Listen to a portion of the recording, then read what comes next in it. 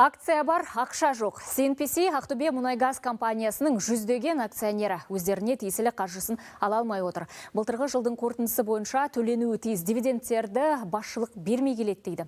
Бұған дейін әр акцияға компанияның табысына қарай 5-7 мың теңге беріліп келсе, бұл жолы 75 теңгеден есептелінген. Бүгін шағымын айтып келген мекеменің бұрынғы қызметкерлерінде әртүрлі көлемде артықшылықты акция бар. Яғни кезінде жұмыс өтілі мен лауазымына қарай бөлініп берілген. Осы тұрған халықтың әрқайсының еңбегі бар сол пайдада. Кезінде осында жұмыс істеп, денсаулығын жоғалтып, осы жерден жаңа пенсияға шығып, сөйтіп осы дивидендке аузын ашып отырған кезде халыққа бұлар итке тастаған сүйек құсатып 75 теңгеден бергісі келіп отыр. Оған халық наразы. Белсенді топ мүшелерінің айтуынша артықшылықты деген санатта 938 мың акция бар.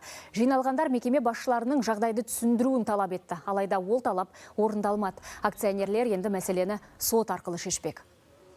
Вопрос ваш по дивиденд. Сіздердің дивиденд туралы сұрақтарыңызға біздің атқарушы орган жауап бермейді. Оның үстіне компания басшылығы қазір орнында жоқ.